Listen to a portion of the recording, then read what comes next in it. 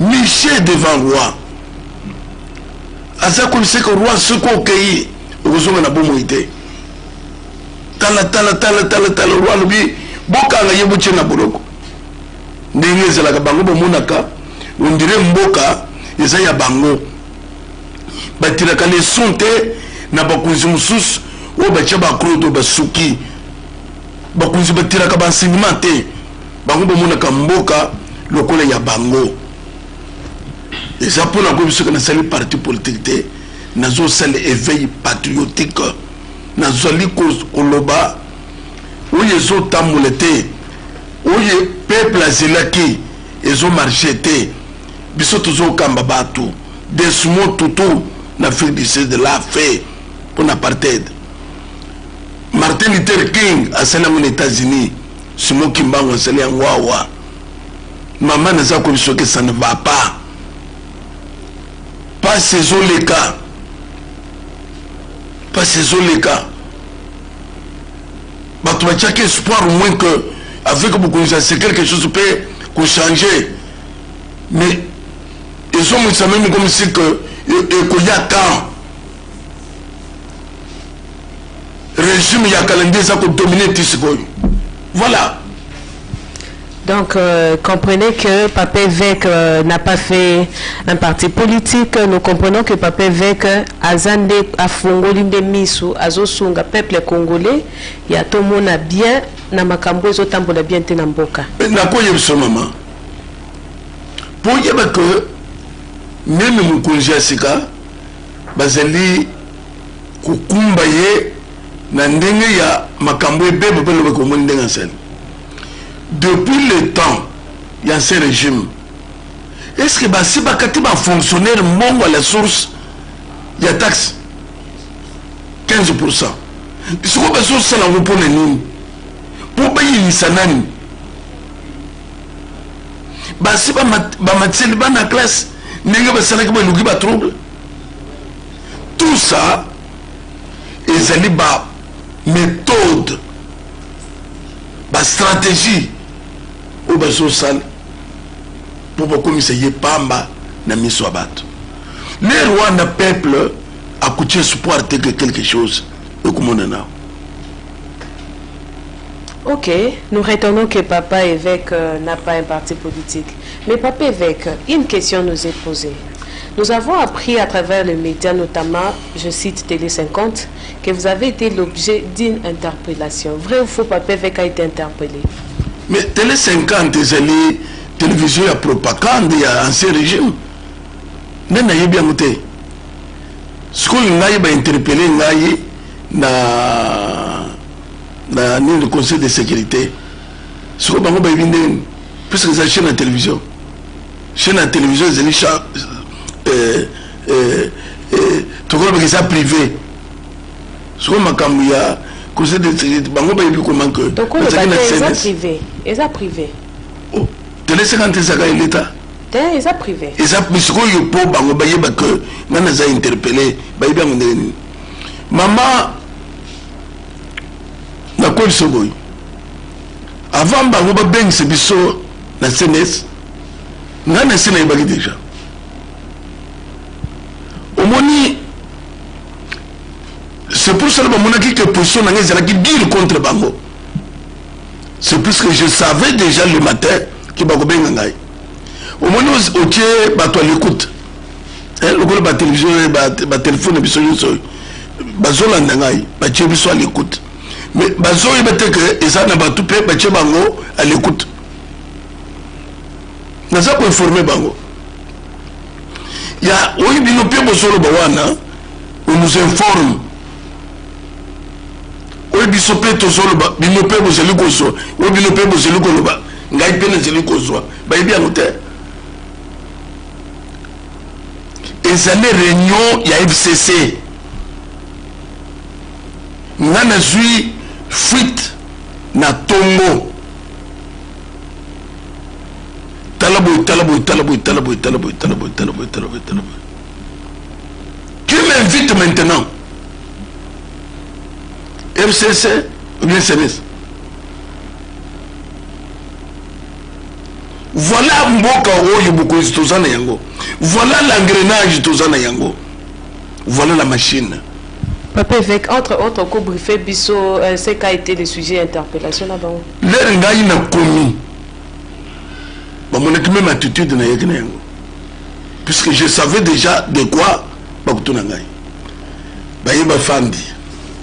Oh, comment ça va, Nanabi, ça va. Boni, mouvement éveil patriotique. Le coup, le besoin au Kayango. Tout le monde déjà aussi maintenant ça va catcher quand même il y a peu perdre quand même oui donc il s'appuie cette menace là aussi quand même menace il y a peu perdre parce que menacer on a le vie n'a toujours pas menace ok tous allés dans ma camto sur le Kabila c'était comme ça tous ma camto sur le Kabila qu'on va nous sauter. Na tout ni bango interpellation ou bien intimidation. Baso la nation qui va connaître. Donc vous êtes au service de Kabila. Mais baso tourner la gana cité de Oya. Au lieu de tourner la gana Kingagati. Nous sommes dans la cité de l'Oya et non pas Kingagati. Donc Kingagati la cité de Oya. Ok, de toutes les façons, tu vois que le chef de l'État a le but que tu comme un ministre social. Le but que nous avons mouquette pour y observer que le chef de l'État a le but comme un ministre social, comme si on t'était dans le loba. Nana zane loko na kutikate. Pourquoi nous observons? Na zone le peuple a souffrir. Mais nous besoin na babiro. Bando tonti poko ba futi bino bozimbo mais ngana zo kamba batu ona zo mona souffrance na bango bino zo kamba batu te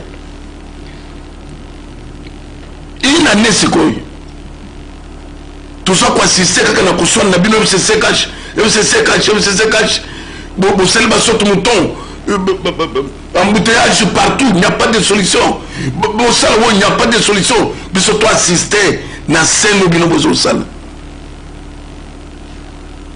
bombo que ça il y a un groupe de gens na zo bisabango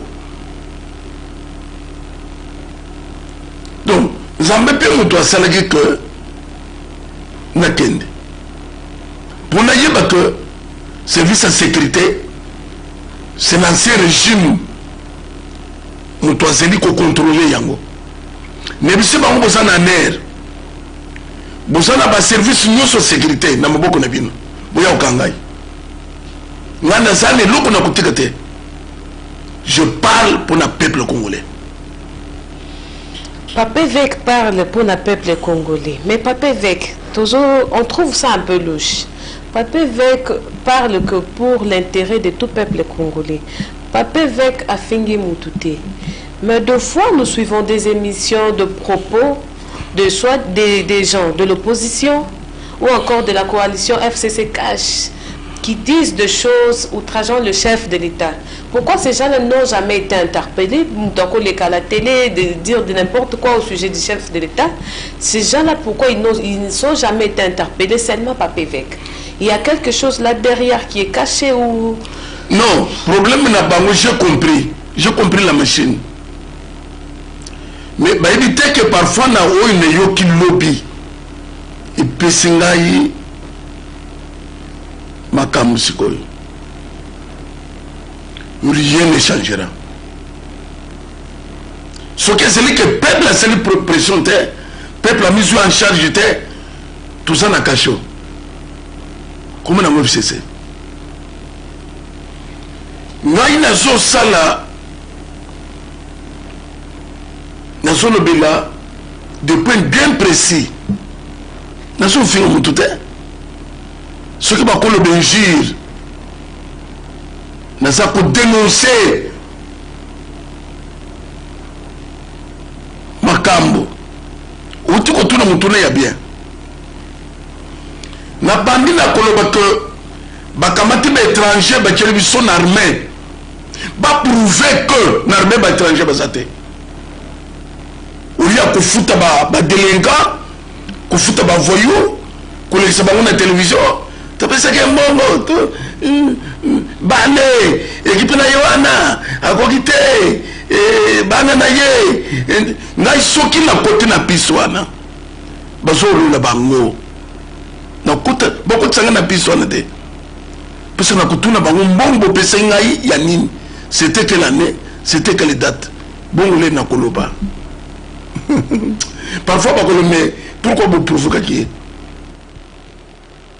o bazoba ke bazana nini wana ba ibite makamonga na koloba bakoma kolola bango na nsela kolola bango na nsela nazali ko mettre bango en garde ba mimanga na piso wana te ba mimanga na piso wana te muto yaki na mbongo za te mbongo no so wana ba yibi awa je le dis et je le répète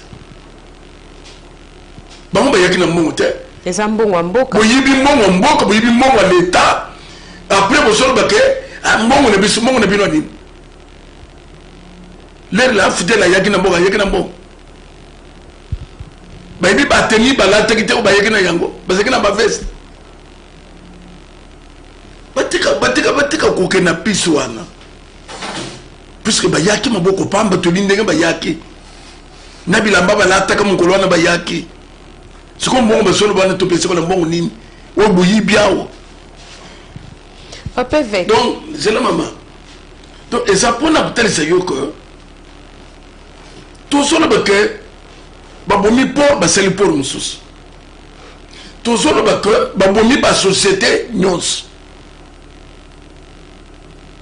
toujours parce que je suis taxé mbula na mbula basale reporter mon weke wapi minere za wapi puisque le lois zereka bafuti batute na bank mon ezate bongo ba code minier o bazo salawana jama ya miba ba minere nyosi ya katanga o ya est o ba chebi tumba ya lukutoyo mbongo ezoke ne wapi donc peuple congolais ça natina koyeba te soki ayebi bokangise munoko nana kangise munoko.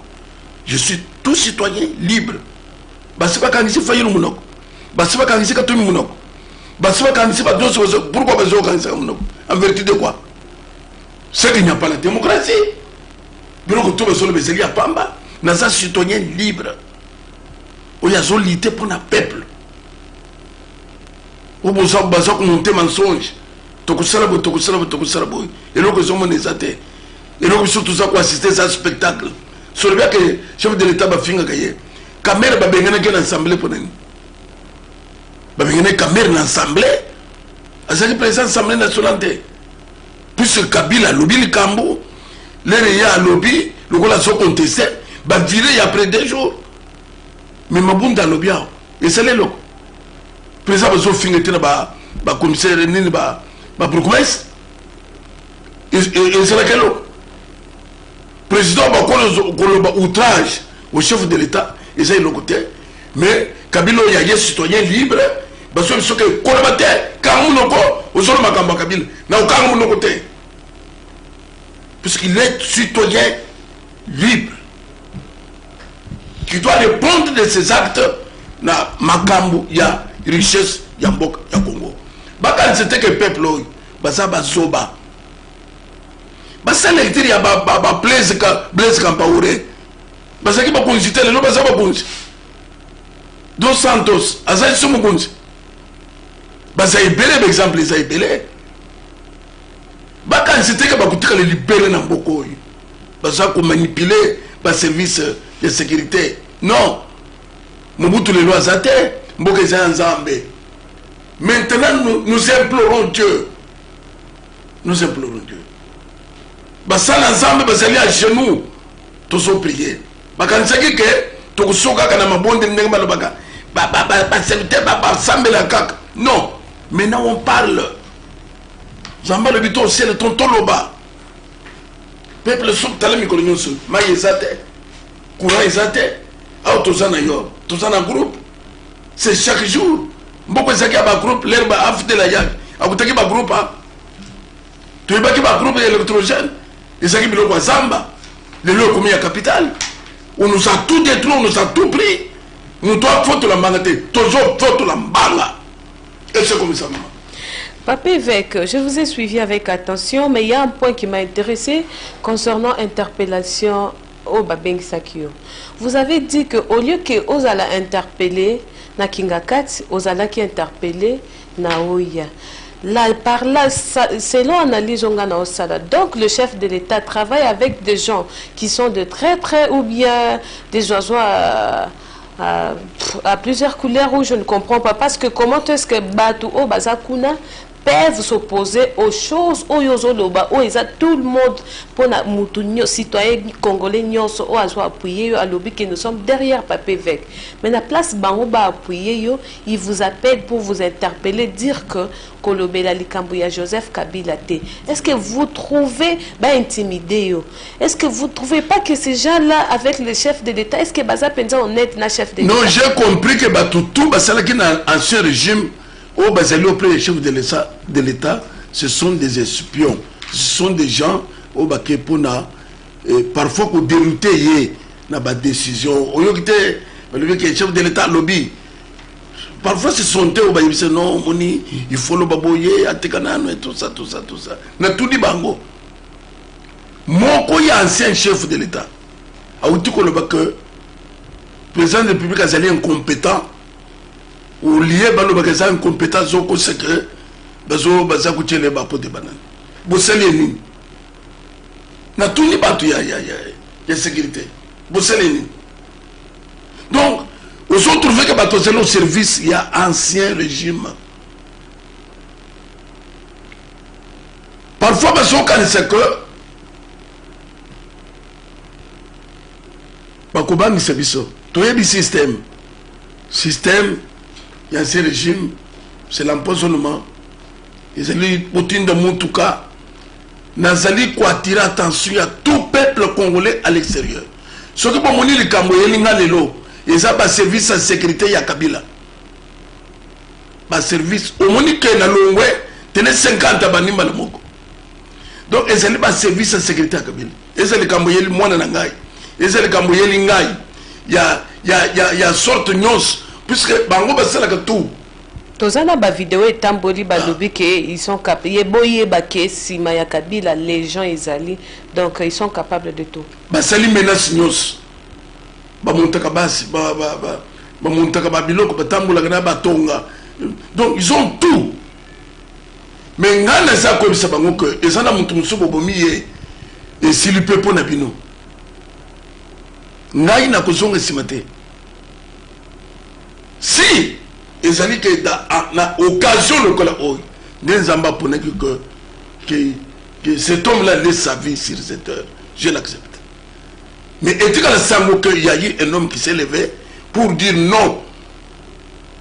Pour dire non. Batobel Basol Meme, Azalaki na Kabila. Nazalaki na Kabila, le chef de l'État. Nazalaki membre ya PPDT. Na siégeant na réunion mon côté à PPRD en tant que pasteur nazoya na soutenir bango jusqu'à même élection et sili en tant qu'autorité établie mais ngai zamba yebsangai église quoi que s'opposer à l'autorité établie batobeli bazai koloba et fait qu'à soutenir Kabila. Kabila c'est une autorité établie. Les rois sont les pasteurs. Parce que beaucoup de l'église partout, les rois sont les bons pasteurs pour Nabango. Mais les secours beaucoup de Sika et Kabila n'est plus au pouvoir. Nous sommes au pouvoir, ils ont Félix. Ce qu'on a soutenir, pour tout ça, les rébellions, ou bien tout ça, les nines. L'église, c'est ça pour soutenir l'autorité établie. Autorité, c'est que aïe. Tout ça, c'est une prière. Tout ça, c'est un tout. N'a pas conseil. À celle où c'est que les bossons. Mais là, tout ça, on est bien, qui n'a pouvoir. On dirait que qu'on manipule encore la machine. Mais je me lève pour dire non. Tant de bino, c'est Sili. Tant de bino et ese esili omoni nyonso bazosala eza manœuvre dilatoire oyo balobaka na droit. C'est-à-dire qu'il y a bato basi basili ni s'accroche comme Samuel. Non seulement besoin de la majorité, et sa majorité fabriquée nana est bien goûté. Même eux bangoulés besoin de faire bande que nous avons fabriqué ça pour passer le besoin de salelo. Hein? Ah, pour passer le besoin de salelo, c'est pour salelo le besoin que les gamouya dissolution au parlement. C'est pour ça que devant le peuple congolais. Élection ya solo ata mugwa kobimate le fossoyeur ya Congo démocratique c'est le cimetière bato bazota sont des cadavres vivants bato ça n'a pas si et combien dit mais bango soso ka 200 millions ils ont 15 mutu moko dans quel pays ils seront jugés. Au moment où il y a Soudan, il y a un bâton, un dictateur puissant, Moutokou Simba Yazate. Makambu tout baso sale, même interpellation, les baki en avant. Même moi, je suis au courant. Bouché bateau l'écoute, Binobé Bachibino l'écoute. J'ai tout. Qu'il sache ça, que j'ai tout. Réunion nous sur baso sale. Tout ce qu'ils fabriquent, je suis au courant. Et ils sauront que Sima, il y a une force. Oui, l'équipe va m'acasser. Que Sima, il y a une puissance. On va basculer. Parfois, parce qu'on comprend le signe du temps. Il y a des Kambabo et Yendegni. Pourquoi c'est qu'on y fait qu'à commis Kolobo Makambo Isali, Otosali. Même Mobutu ne savait pas que c'était son départ. Mobutu n'a pas quitté.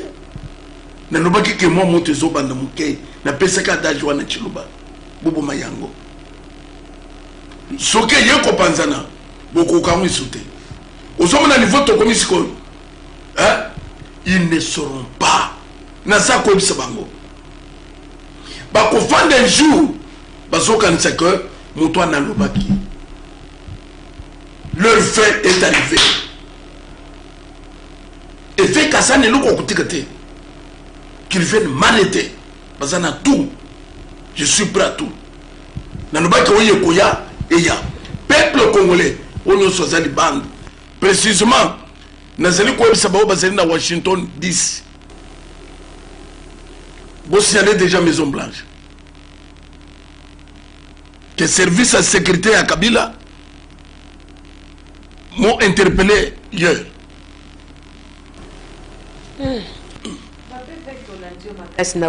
Papa Veka, il a dit qu'il va passer terre, il va continuer à parler. Qui est derrière vous? Celui qui est derrière moi, c'est Dieu. C'est Dieu. À part Dieu. Et le peuple congolais. Papa Vek, nous sentons que vous êtes tellement sûr de vous. Nous trouvons que Papa Vek, Batobalobi, qui est chef de l'État de Mutazotindayo, tu n'as pas peur, tu dis que tu ne vas rien laisser, tu vas aller jusqu'à la fin. Mais ce chef de l'État, Azalaki Simanangaï, interpellation, c'est comme si c'était les 50 sur l'ordre du chef de l'État. C'est l'ordre, non. Ce que je fais ne dépend pas du chef de l'État. À quoi le bananga tika parce que yé muto ebisanga na loba te. Ce que ebisanga loba, d'accord ebisanga tika na tika. Mais si on a zolo be utina ite, pourquoi ebisanga tika? Ngana ko tika te. Ya zolo ba tika pour na zolo ba kabila. Bongo bezo finga ye. Nana tika. Il continue jusqu'à aujourd'hui. On bezo finga tina ba bourgmestre. Nani père na l'autre cas le tika ba tika. Il continue jusqu'à aujourd'hui. Ce qui peut ndeko raïs a telimpe le lo le bisi bandeko wana ke botika ko teleme na mukonza mboka e kozala pe bien te naza ko biso que batuna kinga sir biwan oko ozo pesa oko lo banini et pas Félix et pas ya Joseph Kabila lobi eux deux je ne dis rien. Moi je m'adresse au peuple congolais que le temps est arrivé où il faut tous mis en charge. Tous mis en charge. Papa Vek, vous n'avez pas peur. Hein? Vous n'avez pas peur. Bon, n'hésitez, je n'ai pas peur. Je n'ai pas peur. Père les autres banques, je n'ai pas peur. Zamba la tinga esprit. Yaouye Koyeya. Je suis prêt à tout. Je vous dis sincèrement, je suis prêt à tout. Pour dire que je suis prêt à tout, on a ça comme ça, il y a sécurité, pas contredire ngai. Il y a besoin d'un bureau, besoin de l'État. Donc, beaucoup de cookies bokeh.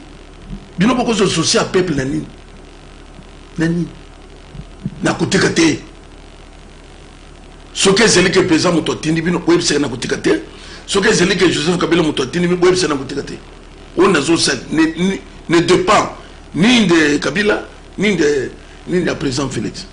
Ça dépend que de l'évêque Pascal. Ça dépend que du peuple congolais dans son ensemble. Papa évêque, vous n'avez pas peur, je pose encore cette question parce que Toyebi, je cite le pasteur Koutino, dans mon côté, à Bandaka Pekande Papa évêque à Bandaki bien, il s'oppose aussi Kakaboué. Papa évêque à Zamutumoko à la charge Makasi Namboka Oyo. Chrétien et belé balandaka papa évêque, nous avons encore besoin de vous. Mais quand vous vous mêlez à des histoires qui vous exposent, qui exposent votre vie, vous ne trouvez pas que ça pourrait déranger le chrétien? Tu t'exposes one. Bango pas commis banga bango que mon toisa ko s'exposer et pas na bango bazabanan. Puisque le but que tu t'exposes, tu ne vois pas. Je m'expose et pas yanan. Yewana nani a commission de mwana où il est là ngai na za ko s'exposer pas na ye ndenge ya komyon to comme nzampe ko komisa ngai. Je te dis que nzamende mukolo mabele les lois ko exposer ngai babomi ezaka ke o ba ko ezaka ke o ba ko faza ibele oui bi même Caïn croyait que Dieu ne voyait pas. Nzamba il si Caïn que la voix du sang de ton frère crie de la terre jusqu'à moi. Likamusu boko salaka ndenge bo mensana to ko boma yende to boma to ko sele makam ndenge to mensana mais bo kebite yambraze bino boko lo banana za simana parce que ndemo mutuna batuna kingai nana za simana yo bali baye banana za simana ngai omoni mutu moko ya bafalisai apesiki bandeko na ye mayele alobi tobomi bato mingi tomonisi bango pasi mingi peuple congolais abongisi bato ebele na régime oyo yanse régime oyo eti lelo me na bango ezali koplane sur Congo parfois bayebi te ekozala mpe nzela nzambe alinga futa bango. Tout se peut suivre. Ngai Zamba la tinga esprit moko n'ébite pourquoi Zamba la tinga esprit wana. Maman, ndogani akabaki. Mais n'est que mon tomusuli vous me vimbier. Vous me vimbier. Na yebisi peuple congolais non nazo bangate. Mais ce qui peut m'arriver aujourd'hui ou demain, je l'accepte. C'est l'FCC. Donc, il faut écouter l'histoire. C'est FCC. Ou petit exemple, c'est vrai. Mais battant, Dieu c'est un temps, nous avons eu temps et circonstances. À cela qui n'a continué la période songolo, et soukinde et soukaki, mais cela ne veut plus dire que continuons ce mouvement. Et tant qu'on a des yalélo ou makambia tant qu'on a des yalélo, non. Zambé travaille na ba manière épelée na battant tant où tu habites à kusuka ndengeni na makam. Parfois il croit que kusuki sendenge to suki sa kutino. Parfois bango ba suki. Donc les sont temps au temps. Les sont temps au temps. Papa évêque. Mais il y a une petite question qui me vient en tête. Nous connaissons plusieurs responsables des églises de réveil. Est-ce que, pourquoi dans un monde à Papa Évêque, d'autres pasteurs ne vous accompagnent pas, ils sont pour vous, bien ils sont contre vous, s'ils étaient pour vous, pourquoi ils portaient même esprit ou anaté? Pourquoi vous êtes, c'est comme si vous êtes seul, c'est comme si Bango Bazo va se retirer, Zamba le bel Bangote. Zamba le belaka batinu soute. Na banza mukolo elekina zelakina mapasa baulimu. Mapasa baulimu n'est pas le moindre. N'est pas le moindre, il est parmi les fondateurs de l'église Réveil. Il est venu dimanche na kozana une émission. Parfois samedi beaucoup mona ngulutu ya ba pasteur. Ils sont là. Vous savez, FCC sa façon ils la gagne corruption. Vous avez entendu qu'ils ont corrompu des jeunes gens. Mais le biso qui peut bailler au moins enveloppe mon quoi papa avec à changer langage. Mais bailler na langage. C'est na lobby que sur makambo ya mbongo ba pousser ngana lobate puisque ba okolola bango. Na koloba boloba mbongo bo pesa ngai nane na date. Bo pesa ngai pona nini. Ezala ki monta nini. Simana loba. Même yo ko le bango ba me mangana pisto na te ndenge na utiko loba le loba c'est la banque centrale eza loko la caisse na bango ya likablo ba détruire tout sauf rien. Parfois ba kanise que bato koloba te, c'est ça leur peur. Bato koloba te bato courage ba koyate naza na potote. C'est pas ça combattant à l'extérieur. Voilà le combat. Le combat c'est à l'interne. Le combat c'est ici. Venez. Venez. Donc, nous avons comme ça que maman, tout est dans Zambie. Même les politiciens, ils ont pas été que Zambie n'a pas naïe. Mais quand il y a que la pensée de Dieu c'est quoi? Il y a que Blaise Compaoré, il y a que les lots qui a causé une situation. Non. Saddam Hussein, il était le tout puissant. À que les bomba na l'idoussou. Na l'idoussou a terrassé. Où il y a Soudan, le tout puissant. Les lois sont cinglées dans Boloko. Les lois sont cinglées dans Boloko. Bazo le kumu ya kubom. Bazo le kumu ya konyokola. Bazo le kumu ya intimidation. N'est pas besoin d'intimider Batouane. Donc, yo kwa kansike na bukunzo kwa intimider mutu na façon na moni.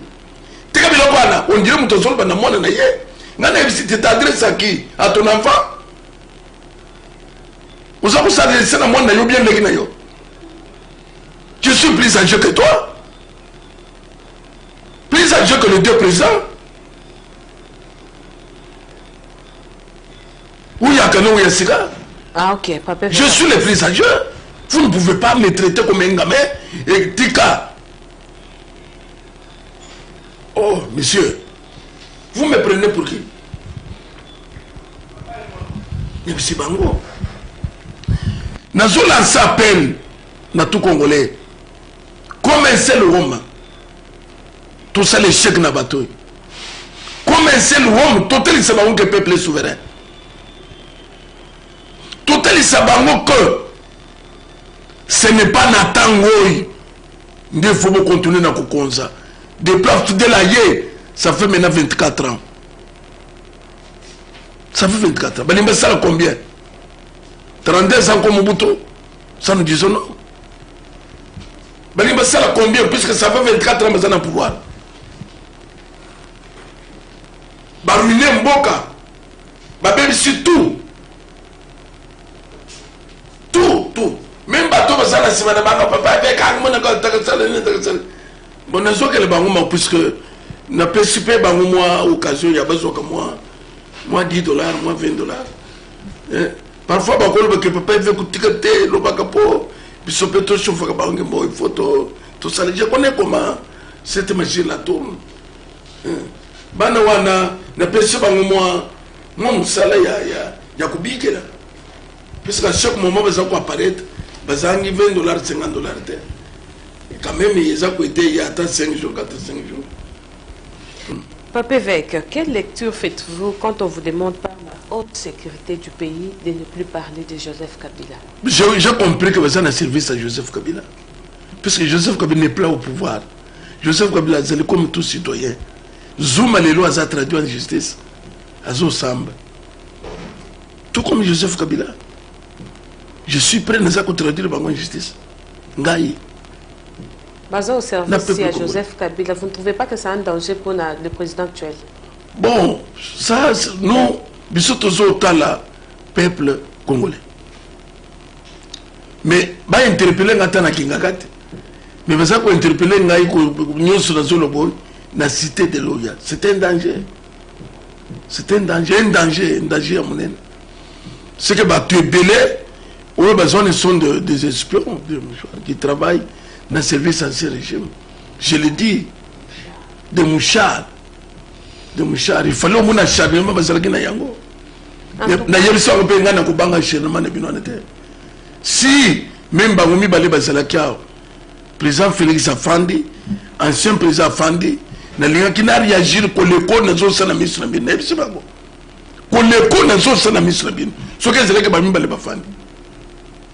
So que salamanka que président Félix Afandi, ancien président Afandi, bino ko zo tunanga mituna. Mais il y a une seule réaction où il y a une histoire. Tout le monde n'a pas mis la copie de santé. Nous sommes citoyens libres. Les faillis le bac à Pexagay. Nous sommes citoyens libres. Nous sommes constatés. C'est pour ça que nous avons besoin de mes discours, besoin de ma caméra, de ma bassesse. Aux autres, en quoi tu peux même pas conduire. Botala bato bazo diriger biso baza ko utiliser ba voyou ko utiliser ba délinquant bo finga ye c'est ça que les tire bango ko tsaki même les autres zolo bokuluna nana éviter que pépé d'après que machette na mbogo ba image zali banani baluki nini phénomène kuluna ce sont eux ba baby silbiso jeunesse c'est pour ça que bazoka matamon bazo pesa bana mike buke ne kufinga mukolo mais bango bazo bomba na buke ne kufinga mukolo oya pesa ngambo na ya l'ancien à télévision ngana zaye pe azali na tous les mongo pesa ngaya nini sumana loba soka ko bimana na nzela basange ba olula ye